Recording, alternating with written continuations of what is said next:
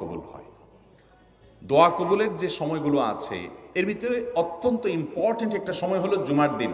শুক্রবারের একটা সময় সম্পর্কে নবী সাল্লাল্লাহু আলাইহি ওয়াসাল্লাম বলেছেন যে একটা সময় আছে শুক্রবারের, এই সময়ে বান্দা কোনো দোয়া করলে আল্লাহ তাআলা ফিরিয়ে দেন না, কবুল করেন।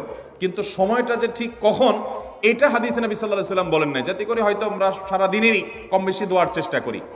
এই বিষয়ে মুহাদ্দিসগণ, হাদিস বিশ্লেষকগণ, পণ্ডিত ওলামায়ে কেরামগণ হাদিসের বিভিন্ন আকার ইঙ্গিতকে গবেষণা করে অ্যানালাইসিস করে এক একজন এক এক সময়ের কথা বলেছেন। তবে বেশিরভাগ ইমাম, বেশিরভাগ পণ্ডিত ওলামায়ে কেরাম, বেশিরভাগ আপনার ইসলামিক স্কলারগণের বক্তব্য হলো যে এই সময়টা হলো জুমার দিনের শেষ প্রহর, আসরের পর থেকে নিয়ে সূর্য ওঠার আগ পর্যন্ত এই সময়টা আমাদের আল্লাহর দিকে মনোনিবেশ করতে হবে দোয়ার জন্য বেশি বেশি। তাহলে শুক্রবারে ৫ নম্বর আমল হলো বেশি বেশি কি করবো ইনশাআল্লাহ, দোয়া।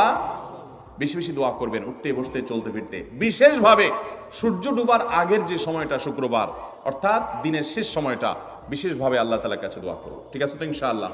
কয়টা আমল বললাম? আমল করবো তো ইনশাআল্লাহ? মনে থাকবো তো ইনশাআল্লাহ? আমরা প্রয়োজনে বাসায় গিয়ে একটা কাগজে নোট করে ফেলবো, লিখে ফেলবো, লিখে এরপরে ওয়ালে টাঙ্গাই দিবেন বাসায় যে জুমার দিন এই 5 কাজ আমি ছাড়বো না। আপনি যদি মনেও না থাকে, আপনার যদি ভুলেও যান, আপনি এই কাগজ আপনাকে মনে করাবে ইনশাআল্লাহ। বাসায় ফ্যামিলির লোকদের সাথে শেয়ার করবেন। জুমার